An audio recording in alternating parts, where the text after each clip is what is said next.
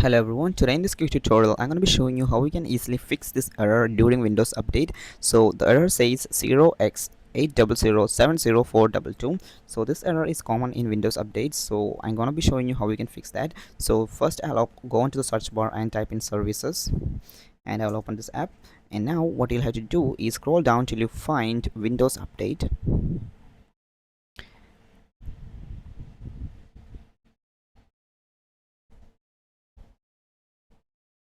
Okay, now we can see here the Windows update is here. So for me it's running and it says disabled. So if in your case it's not running and it's disabled, what you'll have to do is click on right click and go into properties.